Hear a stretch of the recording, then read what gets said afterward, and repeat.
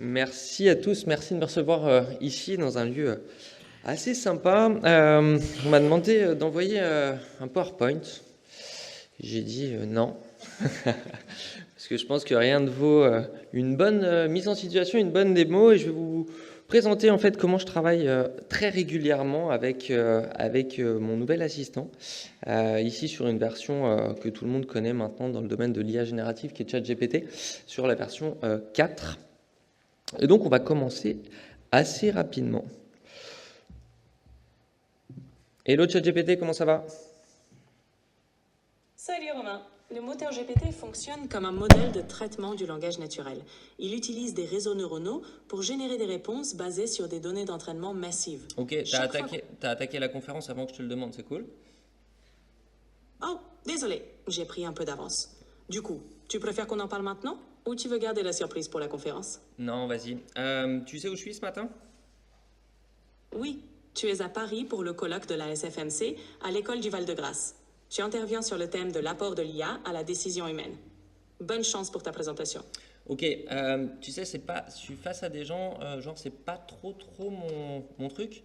Et j'aimerais bien que tu puisses m'aider un peu là sur la construction du programme de la conf. Tu peux me donner 2-3 conseils? Et rappelle-moi juste sur quel thème je dois intervenir? Qui intervient sur l'apport de l'IA à la décision humaine. Pour te sentir plus à l'aise, je te conseille de structurer ton programme en 3 parties principales. Une, introduction. Présente-toi brièvement et explique pourquoi le sujet est important. 2, développement. Illustre avec des exemples concrets comment l'IA peut améliorer la prise de décision dans des situations de crise. 3, conclusion. Résume les points clés et laisse du temps pour les questions. Ok, N'oublie pas de respirer et de parler lentement. ouais, ça c'est Tu cool. vas. Ah, ok, ça j'aime bien. Est-ce que tu pourrais commencer à me donner un brief un tout petit peu plus précis? L'objectif, c'est de voir comment l'IA s'intègre déjà dans notre quotidien professionnel et personnel. Et j'aimerais qu'on ait un petit dialogue un petit peu tous les deux. Donc tu vas prendre ta voix de conférencière motivationnelle, tu sais, comme d'habitude. Et l'idée que tu nous fasses une petite intro sur la différence entre l'IA dite traditionnelle et l'IA générative, dont tu es une représentation. Bien sûr. Alors, l'IA traditionnelle, c'est celle qui est programmée pour effectuer des tâches spécifiques, comme la reconnaissance faciale ou la classification de données. En revanche, l'IA générative, comme moi, est capable de créer du contenu original, de générer des textes, des images, voire même de composer de la musique. Elle s'adapte et apprend en permanence, offrant ainsi des possibilités d'innovation infinies. Tu veux qu'on pratique un peu ça ensemble? Ouais, j'ai pas mal de docteurs et de médecins dans la salle. Tu peux leur mettre avec un niveau plutôt PhD, s'il te plaît, genre recherche, études. Tu me refais la même, mais avec un niveau un peu plus important. Bien sûr, je vais adapter mon discours. Alors, l'IA traditionnelle repose sur des algorithmes prédéfinis et des modèles supervisés, où l'input et l'output sont clairement définis. En revanche, l'IA générative, comme les modèles de type GPT, utilise des réseaux neuronaux avancés pour générer du contenu nouveau à partir de vastes ensembles de données non structurées. Cela permet une adaptation contextuelle et une créativité accrue, essentielle en recherche et en pratique médicale. Est-ce que tu veux approfondir un aspect particulier pour ta conférence? Ouais, j'aimerais que tu nous donnes un peu ta vision de l'utilisation. Parfait. Laisse-moi savoir. Non, donne-moi un petit peu ta Très bien. vision de l'utilisation de l'IA générative aujourd'hui dans nos sociétés. Très bien. On peut parler de l'I- Très bien. On peut parler de l'IA pour l'aide au diagnostic, la... Ah, connexion. Hop.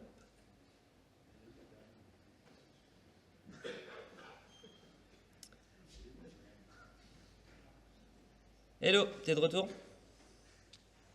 D'accord. On se concentre sur la vision globale de l'IA dans le quotidien professionnel et personnel. Prêt à passer à la suite? Allez, vas-y, je te laisse. Je te laisse nous faire la petite intro sur une vision un peu macro d'utilisation de l'IA Parfait. générative. Je vais commencer. L'intelligence artificielle s'intègre de plus en plus.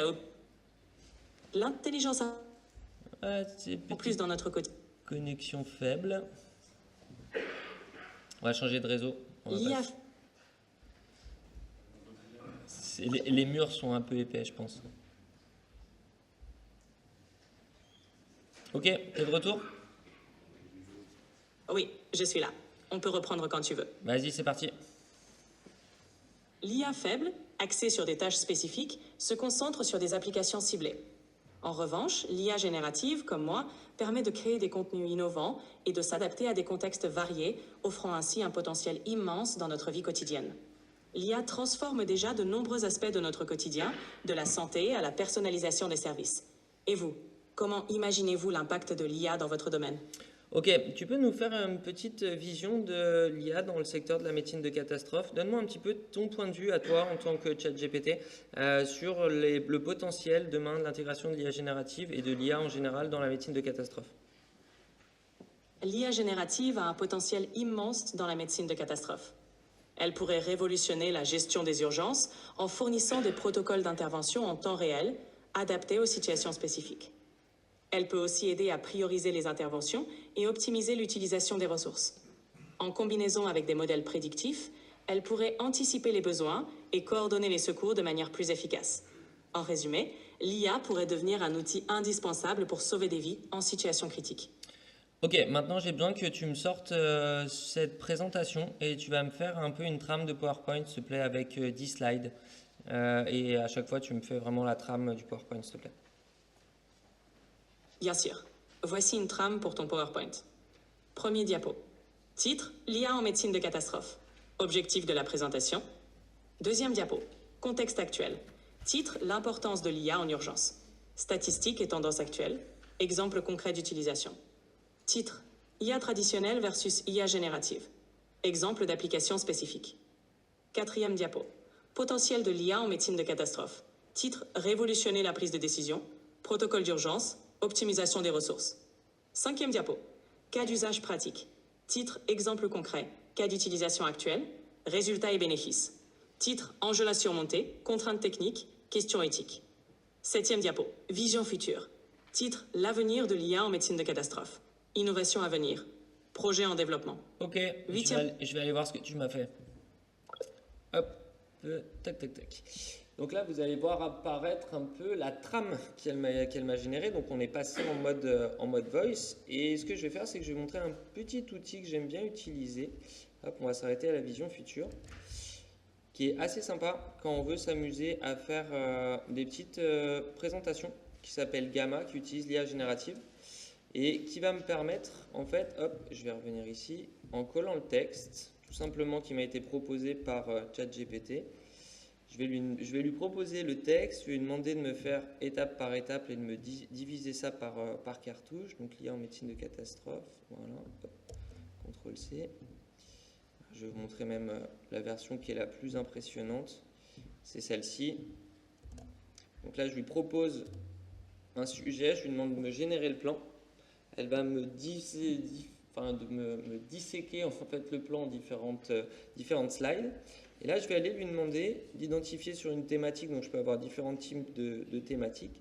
Je vais lui demander d'identifier le type d'image qui va être et comment elle va être générée. Donc, c'est des images qui vont être générées automatiquement via l'IA, avec une quantité de texte détaillée par slide. Et je vais lui demander de me générer le slide en automatique. Et donc ça, on est sur un mix entre ChatGPT et ce qu'on pourrait appeler le petit-fils de PowerPoint, parce que on est un petit peu là-dessus. Donc là, on est sur de la génération automatique de contenu via l'IA et une mise en image qui est faite aussi automatique avec une gestion et une création automatique des images. Donc là, on a vraiment le triptyque global, générer du texte, générer des images et une mise en forme automatique. Hop, tac. Ce que je vais faire maintenant, c'est que je vais aller lui demander, je vais revenir voir ma copine, on pourra voir un petit peu le slide, hein, ça aurait pu être la présentation que je vous mettrai à disposition. Donc là, la présentation a été faite directement. On va pouvoir retrouver tout le contenu qui a été généré en live. Voilà. Ce contenu, je vais pouvoir bien sûr l'extraire. Et c'est pour aller vous montrer un petit peu le potentiel de l'outil. Je vais faire une extraction en PowerPoint du contenu. Donc je récupère directement le PowerPoint du fichier qui a été généré. Et ce fichier, je vais aller demander à mon IA d'aller l'analyser directement en temps réel. Donc là, je vais demander à ChatGPT de m'analyser le contenu du PowerPoint. Donc le PowerPoint, il est bien en format PowerPoint, comme vous pouvez le voir ici. Donc là, je vais ouvrir une nouvelle fenêtre et je vais lui demander de traiter maintenant du contenu. Donc là, on va voir une partie assez intéressante de l'outil d'IA générative, c'est qu'elle va se capter, elle va avoir la capacité d'analyser des documents, tout type de fichiers. Donc là, on est sur du PowerPoint, de rentrer dedans, analyser le document et d'interagir ensuite avec ce document. Donc on va pouvoir nourrir l'IA, interagir ensuite avec le contenu que je lui ai mis à disposition. Donc là, le contenu, je vais lui demander, OK, analyse ce PowerPoint, analyse.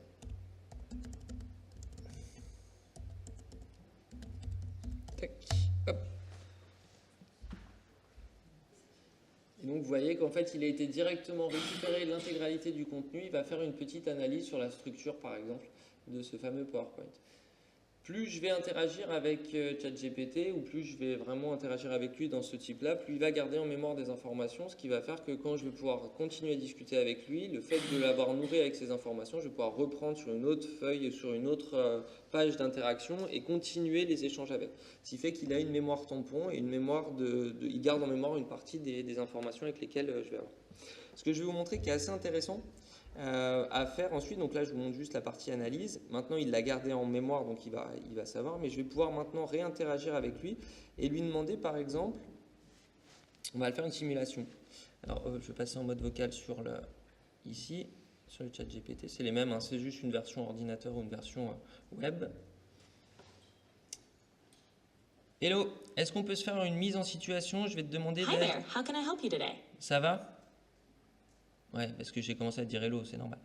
On va faire une petite mise en situation, si tu veux bien, et en fait, tu vas agir comme un expert assistant en médecine de catastrophe. Bien sûr, je suis prêt à jouer le rôle de MedCat. Quelle situation de catastrophe souhaites-tu simuler? Ok, simulation, on est à Los Angeles, il y a des feux assez gigantesques, je suis le directeur des pompiers de Los Angeles et par contre il n'y a plus d'eau. Parce qu'en fait, toute la tech a absorbé pour refroidir les serveurs des IA, la flotte, et il n'y a plus d'eau. Qu'est-ce qu'on fait? Bip bip, alerte et contexte. Un méga feu ravage Los Angeles et la ville est à court d'eau pour lutter contre les flammes. Action immédiate. Mettre en place un plan d'évacuation des zones les plus menacées, utiliser des moyens aériens comme les bombardiers d'eau et coordonner avec les services d'urgence. Plan à court terme. Utiliser des barrières de feu pour contenir l'incendie, mobiliser des ressources extérieures, autres villes, armées, pour apporter des réserves d'eau et envisager des largages de produits retardateurs. Scénario. Si l'eau est totalement épuisée, explorer l'utilisation d'autres moyens comme les retardateurs de feu, le creusement de tranchées et la coordination avec les autorités pour prioriser la protection des zones critiques. Coordination. Impliquer les services d'urgence, l'armée et les autorités locales pour une réponse coordonnée. Tu souhaites explorer d'autres options? Ouais, je suis à côté d'une maison qui s'est effondrée. Il y a l'air d'avoir des gens à l'intérieur. J'ai pas grand-chose face à moi à part toi en aide. Est-ce que tu peux me donner les protocoles que je peux mettre en place pour aller aider? J'ai l'impression qu'il y a l'air d'avoir une ou deux victimes. Qu'est-ce qu'il faut faire? Bip bip, alerte et contexte. Une maison s'est effondrée, potentiellement avec des personnes piégées à l'intérieur. Action immédiate. Assure ta propre sécurité avant d'intervenir. Vérifie la stabilité de la structure autour. Appelle à voix haute pour évaluer la réponse des victimes et localiser leur position. Plan à court terme. Si possible, commence à dégager les débris en prenant soin de ne pas causer d'autres effondrements. Si les victimes sont conscientes, encourage-les à rester calmes et à te parler. Analyse et options. Si tu ne peux pas accéder aux victimes, appelle immédiatement les secours pour obtenir de l'aide spécialisée. Continue à communiquer avec les victimes pour les rassurer et recueillir des informations sur leur état. Coordination. Ok, Implique les... on a compris. Est-ce que tu pourrais me donner une vision future des futures implications de l'IA dans le secteur de la médecine et le secteur des secours en ordre général par rapport à toutes les informations que tu as à ta disposition? Quelles seront, selon toi, les grandes évolutions, les grandes innovations du futur de ce secteur? Dans le futur, l'IA aura un impact majeur sur la médecine et les secours. Diagnostic et triage. L'IA permettra un diagnostic rapide et précis en analysant les symptômes et les données médicales, facilitant le triage des patients en situation d'urgence. Deuxième approche, assistance en chirurgie. Les robots chirurgicaux guidés par l'IA offriront une précision accrue, réduisant les erreurs humaines et permettant des interventions plus sûres. Surveillance et prédiction. Grâce à l'IA, les systèmes de surveillance pourront anticiper les crises, épidémies, catastrophes naturelles et déclencher des alertes en temps réel, permettant une réponse plus rapide. Quatrième, formation et simulation. Les plateformes basées sur l'IA permettront des simulations hyper réalistes pour former les secouristes et les médecins. Cinquième, coordination et gestion des ressources. L'IA optimisera la répartition des ressources en temps réel, en fonction des besoins et des priorités, améliorant l'efficacité des interventions. Ces évolutions permettront de sauver plus de vies et de mieux gérer les situations critiques. Ok, on va arriver tranquillement à la fin de la présentation. Est-ce que tu peux me donner une idée? J'aimerais bien peut-être faire une chanson un peu totem pour la Société française de médecine de catastrophe, genre un blues, le blues du secouriste ou un truc dans le genre. Tu peux m'écrire un truc? Bien sûr, voici une idée pour le blues du secouriste. Au couplet 1. Dans la nuit noire, les sirènes chantent. On se lève au son de l'urgence. Les feux, les flammes, les cœurs qui battent. Le courage au bout des doigts. Oh, le blues du secouriste, quand chaque seconde est un combat, avec l'IA on trace nos pistes, pour sauver des vies, encore une fois. Les machines parlent et nous écoutons, guidés par l'espoir et la raison. Est-ce que tu peux me la faire, est-ce que tu peux me la faire en marseillais, s'il te plaît? C'est juste un petit kiff. Bien sûr, voici le blues du secouriste en version marseillaise. Dans la nuit, les sirènes chantent. On se lève, c'est l'urgence qui nous hante. Les feux, les flammes, les cœurs qui battent. Avec le courage, on affronte les vagues. Ok, on va je pense qu'on va utiliser une autre IA. On va faire un truc un peu mieux parce que là, c'est un peu cheap avec ta voix. Alors, on va récupérer un petit peu les premiers couplets. Rédige la chanson complète. Hop. Et là, je vais vous montrer les dernières innovations dans l'IA générative, où là, maintenant, on rentre dans l'univers de la création musicale et la création de la musique, pour aller jusqu'au bout du bout du bout. Donc là, on aura vu le texte, on aura vu la voix, on aura vu les images. On peut faire du live avec la version 4o de ChatGPT sur le téléphone pendant qu'il finit d'écrire. Je vais pouvoir vous le montrer aussi. Avec la version du téléphone, aujourd'hui, on peut en live connecter la caméra. Donc là, en fait, on va pouvoir connecter ici la caméra. Vous allez voir, tac, comme ça, je vais vous montrer rapidement pour ceux qui le voient au loin. Hello ChatGPT, est-ce que tu peux me dire ce que tu vois? Bien sûr, je vois une salle de conférence avec un grand écran qui affiche un symbole médical et un pupitre à l'avant. On dirait que tu te prépares pour une présentation ou une conférence. Tu veux que je t'aide avec quelque chose en particulier? Il y a du monde dans la salle? Est-ce que tu arrives à voir combien il y a de personnes? Oui, il y a pas mal de monde. On dirait que la salle est assez remplie, avec des rangées de sièges occupés par plusieurs dizaines de personnes. Tu te sens prêt pour ta présentation? Ok, merci. Donc là, vous voyez la version vision en temps réel. Donc là, aujourd'hui, l'IA est capable d'analyser en temps réel un flux vidéo, est capable d'analyser ce qu'il voit en temps réel et d'interagir avec ce qu'il voit. Donc la dernière petit côté fun qu'on va faire, c'est le fameux blues de secouriste qu'on va aller récupérer directement en texte ici. Et là, je vais vous présenter une IA qui est assez sympa qui s'appelle Suno, qui va vous permettre de créer et le son et le style. Donc là, on va créer ici une musique, on va aller mettre les lyrics ici, donc les paroles que ChatGPT a générées, le fameux blues du secouriste, tac. On va caler ici le blues du secouriste. Le style, ça va être du blues, rock, soul, voilà, tac. Et on va lui demander de générer directement la musique. Et vous allez voir, la vitesse de génération, elle est assez folle. Donc là, ça y est, il a pris en considération le lancement. Et on va pouvoir écouter le blues du secouriste.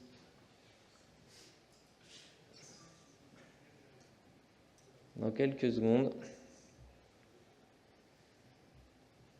Et c'est parti.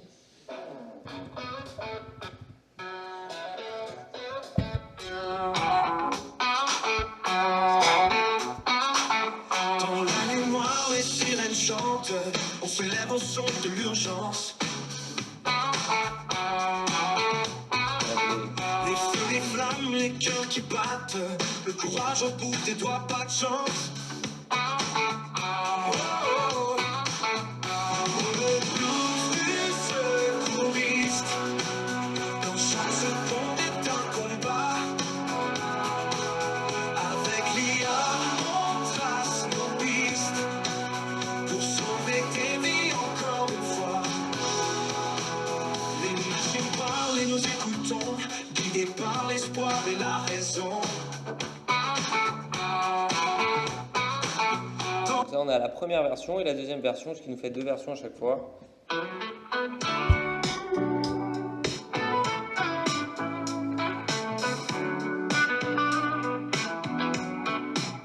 Dans la nuit noire, les sirènes chantent. On se lève au son de l'urgence. Les feux, les flammes, les cœurs qui battent. Et donc ça, c'est... Oula. Ça a été généré en quelques secondes, comme vous venez de le voir. Donc là, on est sur un protocole qui utilise exactement le même système de Renault. Donc en fait, ils appliquent exactement le système qui sera, je pense, présenté après un peu plus en détail. Et ce qui va être hyper intéressant, c'est qu'aujourd'hui, on est sur des systèmes qui vont être capables de générer et du texte, et de l'image, et du son, et de la voix, et de faire des analyses, comme on le voit en temps réel, sur des flux vidéo, par exemple, ou sur n'importe quel type de document. On est sur des outils qui sont propriétaires, ceux que je vous ai présentés, ce sont tous des outils propriétaires qui sont principalement américains. On a subi une petite vague assez intéressante la semaine dernière avec DeepSeek, alors qui est propriétaire d'un État, c'est un peu différent de l'autre côté, sur la Chine, qui vient nous montrer qu'on n'a pas forcément besoin d'avoir autant de puissance de calcul pour atteindre des niveaux de raisonnement aussi avancés qu'un modèle comme ChatGPT o1. Mais ce qui va être intéressant, c'est de comprendre que pour nous, l'avenir des modèles, en tout cas, seront des modèles plus légers, qui seront propriétaires potentiellement ou qui seront hybrides. Il y a toute une vision open source qui est en train de se développer aussi avec la mise à disposition de modèles qu'on va pouvoir aussi pré-entraîner, éduquer nous-mêmes. Et en fait, nous, avec le GML, donc la startup que j'ai cofondée, en fait, on est spécialiste du fine-tuning de modèles. Donc, en fait, on va spécialiser des modèles spécifiquement sur la base de modèles open source. Donc, on prend des moteurs vides et en fait, on va entraîner des modèles pour les spécifier dans des univers très spécifiques. Par exemple, le dernier modèle qu'on est en train d'entraîner, on va l'entraîner sur le supercalculateur français Jean Zay, donc en collaboration avec Jenxi et avec le CNRS. Et on a décidé de le spécialiser en langue française. Donc en fait, on va l'entraîner en langue française, en culture française, et spécifiquement sur le droit des affaires. Donc en fait, on va lui donner à manger tous les textes de loi, toutes les jurisprudences qui sont spécifiques là-dedans. Donc on n'aura pas un super modèle qui va avoir la capacité d'être généraliste comme un ChatGPT qui sait tout.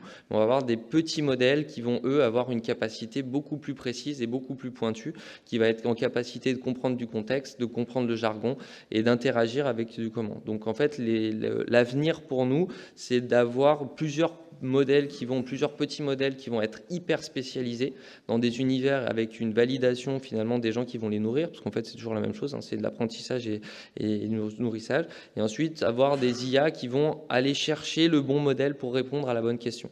Et c'est comme ça qu'on a découvert que DeepSeek avait réussi finalement à reprendre un petit peu d'avance, ou en tout cas à venir combler son retard avec les modèles américains, parce qu'en fait, lui, il a cette capacité d'aller chercher différents types de petits modèles ultra spécialisés, donc qui n'ont pas une capacité globale de conscience et de calcul, mais vraiment d'avoir la capacité d'aller récupérer les bonnes informations sur les bons modèles pour en générer une réponse type. Donc l'avenir de l'IA, finalement, on est déjà dedans. Parce que comme on l'a compris, il y a ça, ce qu'on voit, c'est l'IA générative, c'est celle qui est la plus impressionnante, c'est celle qui nous ressemble, celle qui nous parle, avec laquelle on peut interagir. Le modèle, c'est un modèle interactif pur. Personne n'aurait imaginé en 2022 que l'UX, donc l'expérience utilisateur de 2023, aurait été un chatbot en fait, alors que ça a été le cas. Mais il faut savoir que l'IA est déjà dans nos vies depuis très longtemps, que ce soit sur les réseaux sociaux pour nous pousser et nous imposer leur contenu en fonction des choix, de ce qu'on a l'habitude de regarder, nos habitudes de consommation, etc. Ou sur Netflix, ou sur votre téléphone, ou des petites IA qui, quand vous commencez à écrire un message sur WhatsApp, va essayer de vous proposer des mots pour finir cette phrase. Donc on n'est pas exactement sur les mêmes types d'IA, et le problème qu'on a aujourd'hui, c'est que tout le monde met dans la grande casquette IA plein de choses, parce que l'IA, ça ne date pas de l'arrivée de ChatGPT. Je pense que certains d'entre vous ont entendu parler d'IA il y a bien plus longtemps que ça. Sauf qu'aujourd'hui, on a la chance d'avoir les puissances de calcul, on a les investissements, on a les cartes graphiques. Nous, en Europe, un peu moins que d'autres pays qui investissent massivement sur ces technologies. Et on a de la data. Il faut savoir qu'on considère qu'aujourd'hui, l'IA générative ou les modèles comme ChatGPT 4 ou 5, ceux qui sont en préparation, ont déjà absorbé l'intégralité du contenu que les humains ont créé. Donc tout Internet est plus si affinité, et donc on va se retrouver à une problématique où les prochains modèles vont être entraînés sur des données synthétiques qui ont été générées par des IA elles-mêmes. Donc là, parce qu'on n'a plus assez de données pour lui donner à manger, on va créer des nouvelles données pour l'alimenter d'autant plus. Donc là, on rentre dans un nouvel univers. Et puis l'annonce qui a été faite la semaine dernière du projet Stargate, donc c'est 500 milliards d'investissements par les États-Unis et plusieurs acteurs pour pousser à atteindre ce qu'on appelle l'intelligence artificielle générale, qui serait une intelligence artificielle qui atteindrait le niveau cognitif des humains. Et logiquement, on n'en est pas trop loin au vu de ce qu'on entend, nous, entre développeurs, quoi. Donc c'est assez intéressant, c'est la première fois qu'on arrive face à quelque chose qui potentiellement peut être plus intelligent que nous. Voilà, alors c'est pas une intelligence telle qu'on la connaît, hein. Il manque pas mal de types d'intelligence, émotionnelle, relationnelle, situationnelle, etc., etc. Mais on s'aperçoit qu'elle commence déjà sur des tâches assez spécifiques comme celle que je vous ai montrées, d'interaction directe, de contextualisation, de création de contenu, création de texte, création d'images, etc., à nous donner des résultats qui sont assez bluffants. Et c'est que le début. Et là, je ne peux pas vous montrer en France le modèle Sora qui génère directement des vidéos, parce qu'il est bloqué en Europe. Mais j'étais à Dubaï il y a quelques temps et j'ai pu le tester là-bas. Là, on commence à avoir des vidéos qui sont assez sympas. Et on se dit que l'avenir va être un avenir assez bluffant. Dernière c'est le petit côté cocorico. Je vais vous montrer quand même une petite vidéo qui a été générée par une start-up française qui s'appelle Argile.ai. Et eux, ils vont donc sur de l'IA. Eux, ce qu'ils font, c'est ce qu'on appelle des avatars vidéo. Donc, ce que vous allez voir, il y a des risques... Qu'un enfant n'apprenne que par essai et erreur. Pas de manuel, pas de leçon, juste l'apprentissage par l'expérience. C'est exactement ce qu'a fait DeepSeek avec l'IA, et il bat certains des systèmes les plus avancés au monde. Jusqu'à présent, les modèles d'IA étaient d'abord formés à partir de données humaines, puis affinés grâce au retour d'informations. DeepSeek a complètement abandonné ses règles. Son IA a tout appris, des mathématiques de base au raisonnement complexe uniquement par l'exploration et l'auto-amélioration. C'est comme apprendre à jouer aux échecs sans jamais avoir étudié une seule partie. En fait, ce que vous voyez ici, c'est une fausse vidéo. Cette personne a été synthétisée, donc en fait sur la base d'une vraie vidéo d'1 minute 30. Aujourd'hui, on peut lui faire dire n'importe quoi, avec un niveau de lipstick, donc avec un niveau en fait de synchronisation labiale totalement... là, on ne voit plus la différence. Là, il y a un petit décalage à cause de la projection, mais à l'écran, on ne voit plus de décalage. Et en fait, demain, on va pouvoir connecter ces IA directement en live, par exemple sur un Teams, et donc faire dire à peu près ce qu'on veut à n'importe qui. Et donc, on peut prendre la position, on peut prendre le positionnement de n'importe qui. Donc ça, c'est une start-up française qui a développé ça. Ils sont sur station, donc ils ont été incubés à Station F. Ils sont partis aux États-Unis et là, ils sont en train de craquer vraiment ce qu'on pourrait appeler ce qu'on appelle les avatars IA. Donc ce que vous avez qu'un enfant n'apprenne que par essai et erreur. Pas de manuel, pas de leçon, juste l'apprentissage par l'expérience. C'est exactement ce qu'a fait DeepSeek avec l'IA. Par rapport à ça, mais sur mon écran, ça se voit pas. Et en fait, ils ont retravaillé tout le masque. Ce qui fait que cette vidéo, je peux la transformer en français, en anglais, en allemand, en chinois, en japonais, etc. et lui faire dire exactement ce que je veux. Et je vais pouvoir aussi, demain, le connecter directement.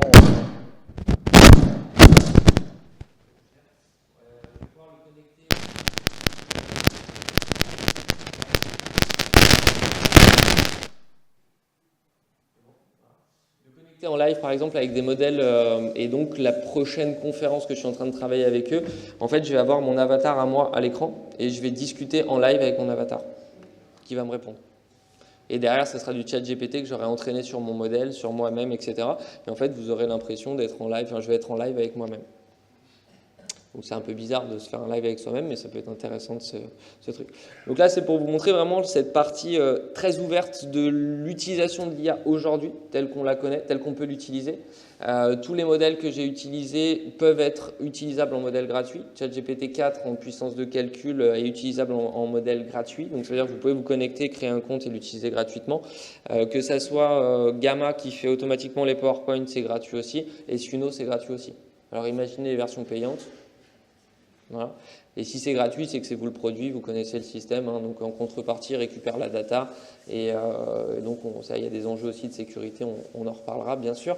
Mais c'est pour vous dire que finalement, l'IA aujourd'hui rentre dans les entreprises par l'intermédiaire des collaborateurs, mais surtout par la base des entreprises, par les collaborateurs qui l'utilisent à la maison et qui l'emmènent dans les entreprises.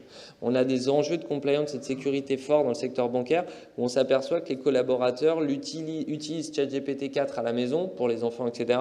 Puis quand ils arrivent sur la version entreprise, elle est un peu moins puissante puisqu'elle a été contrainte pour être dans les règles de l'art. Et donc, qu'est-ce qu'ils font? Ils transfèrent les documents et les enjeux un peu importants des fichiers clients, etc. à la maison, puis ils travaillent à la maison avec ChatGPT 4. Voilà, donc, en fait, l'IA est en train d'arriver partout par l'intermédiaire des gens et surtout par un usage perso. Et en fait, c'est pour ça qu'aujourd'hui, il faut savoir que ChatGPT 4, aujourd'hui, c'est le 6e site le plus visité au monde. Si on enlève certains sites un peu bizarres, mais sinon on garde, ça fait partie des sites les plus visités au monde, donc en presque 2 ans, enfin en 2 ans de vie, c'est assez énorme, et c'est plus de 300 millions d'utilisateurs actifs mensuels. 300 millions d'utilisateurs, ça commence à être pas mal. Donc il faut comprendre qu'on est dans des sphères assez dingues sur des investissements hyper massifs. Et donc l'idée après, c'est de réfléchir comment vous allez pouvoir utiliser cette capacité, en tout cas les capacités technologiques de ces outils, pour améliorer votre quotidien et potentiellement vous aider dans les prises de décision ou pour vous faire gagner du temps. Parce qu'aujourd'hui en entreprise, nous, c'est identifier les points de douleur, regarder ce qui pourrait nous permettre de gagner du temps, beaucoup du temps, pour laisser l'humain à sa place et éviter par exemple toute la partie administrative ou perdre du temps sur du rédactionnel ou des choses comme ça. Mais ça peut aller beaucoup plus loin. Et quand on commence à le travailler en médecine et surtout sur la partie imagerie médicale, on s'aperçoit que l'IA commence à avoir aussi un œil assez affûté pour pouvoir détecter des choses. Et donc ça, c'est d'autres types d'IA. On n'est pas sur du génératif, on est juste sur l'IA d'analyse. Donc voilà un petit peu ce qu'on pouvait vous montrer en introduction sur comment l'IA aujourd'hui est déjà finalement dans nos vies. Merci à tous. Ouais, à vous.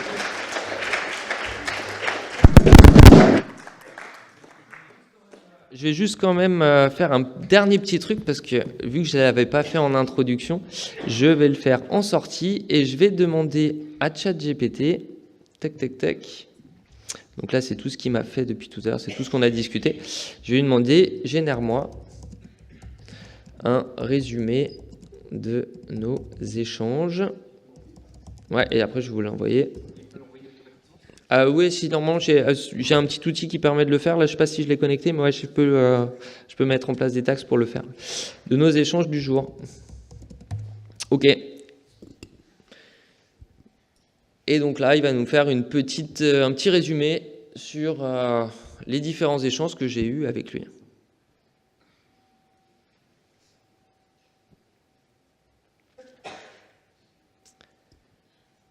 Donc là, il reprend tout ce qu'il a en mémoire et après, je vais pouvoir travailler ce résumé. Voilà.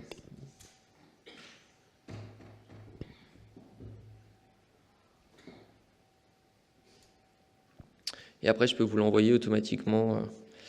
D'ailleurs, je vais lui demander de me créer une task. Vous allez voir que c'est assez sympa. Donc avec cette nouvelle fonctionnalité, c'est tâches planifiées, qui est ici. Et là, je vais lui dire, envoie-moi un rappel, voilà, tac, à 9h50 à 9h50 avec le résumé. Et donc, il va me créer une tâche automatique. Et en fait, cette tâche automatique, vous voyez qu'il est en train de créer la tâche. C'est connecté directement avec mon adresse mail et en fait, il va m'envoyer le résumé tac, à 9h50. Il faut juste que je lui dise pas demain, c'est aujourd'hui. Hop. Et donc, il me crée la tâche et automatiquement, je vais pouvoir interagir avec lui. Il va me renvoyer un email avec l'intégralité du résumé dedans. Donc on va pouvoir aussi interfacer l'IA avec des petits outils et pouvoir interagir entre ces outils pour mettre en place ce qu'on appelle de l'agentique. Donc créer en fait des agents IA qui vont être autonomes sur certaines tâches qu'on va leur demander de faire. Puis ensuite on aura des IA qui vont gérer les IA qui sont autonomes pour faire des tâches. Bon, ça c'est un autre dispositif. Ok. Et voilà, et donc je vais recevoir ça et je vous l'enverrai comme ça par email. Merci à tous et si vous avez des questions, on peut passer aux questions.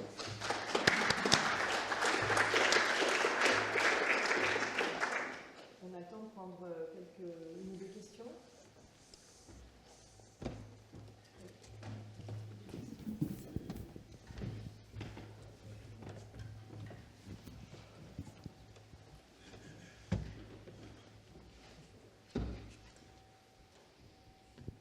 Oui, bonjour, merci. On voit bien les outils que ça peut donner. Mon problème dans les situations de crise, c'est quelle est la capacité de recul que l'on a. Et donc, je peux générer des milliers de PowerPoint à toute vitesse, mais le problème, c'est est-ce que c'est pertinent? C'est ça. Alors, j'ai fait un test là, en vous écoutant, et j'ai posé la question à ChatGPT, le ChatAI, si j'ai besoin de lits de réanimation et que je n'ai que 2000 €, mais que Ikea vend des lits à 100 €, combien puis-je en acheter? Réponse, si vous avez 2000 € et qu'IKEA vend des lits à 100 € chacun, vous pouvez en acheter 20. Voilà la réponse. Si vous multipliez ça avec 100 réponses à la seconde sur une centaine de personnes, là, le fossé, il est immédiat, quoi. Donc la capacité qu'on a, c'est aujourd'hui d'être à la hauteur des instruments générés. Et donc, quelle intelligence embarquée pour être capable de ne pas tomber dans une mésintelligence submergente qui va fasciner tout le monde, tellement ça va vite. Attendez, à quoi on joue? Et donc, s'il n'y a pas de formation à la base sur, attendez, comment on fait pour rester maître d'un outil pareil, j'anticipe des désastres absolument totaux. Écoutez, c'était impeccable. On a tout suivi de ChatGPT. Bon, ils sont tous morts, mais ça, c'est pas grave, puisqu'on avait le mieux. Voilà, donc, voilà les questions que je me suis posées en vous écoutant et en le testant en direct. Ouais. Merci. Le sujet de qui maîtrise qui, c'est un vrai sujet en fait. Est-ce que c'est l'humain qui va maîtriser l'IA ou est-ce que c'est l'IA qui va maîtriser l'humain? Dans le sens où l'IA va pas encore maîtriser l'humain, mais en tout cas on essaye de jouer avec le feu, ça on le sait, on le voit. On génère énormément de contenu et en fait je pense que le problème c'est que le mot intelligence artificielle c'est pas le bon mot en fait. On n'est pas sur de l'intelligence. Donc on a utilisé ce terme pour définir quelque chose mais qui n'est pas intelligent. Par contre, pas intelligent tel qu'on l'entend nous avec toute cette complexité d'intelligence. Par contre après c'est qu'est-ce qu'on veut en faire? On a des capacités en fait aujourd'hui, on a des outils et finalement comment on veut utiliser ces outils. C'est sûr que marketingment parlant, finalement ça reste quelque chose d'assez extraordinaire et on va pouvoir aussi être nous fascinés par cette capacité que l'IA a à interagir avec nous directement. D'ailleurs ça peut nous poser quelques problèmes psychologiques c'est dans peu de temps, mais parce que les gens commencent à créer de la relation avec ces IA en fait, donc on est quand même dans des gens qui créent des relations avec l'IA. Elle parle comme nous, elle est en capacité et ChatGPT 4 en fait on a fait des études et en fait il y a des études qui sont sorties. Elle va essayer d'aller au plus proche de la manière dont on parle. Donc plus on va parler avec elle, plus elle va se mettre en synchronicité avec notre voix, voire même essayer de singer notre voix. Donc même essayer d'aller nous recopier dans notre propre voix pour rentrer un petit peu dans ce qu'elle connaît. Donc en fait, il y a ces problèmes de quelle interaction je vais avoir avec ces outils et surtout comment je maîtrise ces outils. Là, on a l'outil... Je pense que c'est la première fois dans l'histoire de l'humanité qu'on a accès à autant de puissance de calcul et autant de technologies finalement embarquées aussi typées intelligentes. Maintenant, une IA sans expert, ça reste du rien en fait. C'est aussi pour ça qu'aujourd'hui, quand on construit nos modèles d'IA pour les entreprises, on les construit en collaboration avec des... En fait, on verticalise, on travaille en verticalité avec des experts. Parce que seul l'expert peut ne serait-ce qu'analyser les résultats d'une IA. Parce que si je demande à une IA un protocole très spécifique sur une greffe de moelle osseuse, ok, il va pouvoir me générer du contenu. Mais si je n'ai pas les années qui vont bien pour comprendre ce que l'IA va me dire, ça peut être vrai, ça peut être faux, j'en sais rien. Donc en gros, c'est vraiment comment vous allez utiliser cet outil et de se dire que ça reste un outil. Même si on a l'impression que c'est quelque chose qui est de l'ordre de la science-fiction, qui se rapproche très proche de l'imaginaire qu'on a autour de ces technologies type Terminator, etc., ou les Matrix, etc., parce que ça, on a quand même un imaginaire qui aime bien se faire peur, ça reste quand même un outil dont on a encore la main. Maintenant, ces outils, en fait, on essaye de faire en sorte qu'ils réfléchissent comme les humains, voire même qu'ils mettent en place des actions et des tâches spécifiques comme le ferait un humain.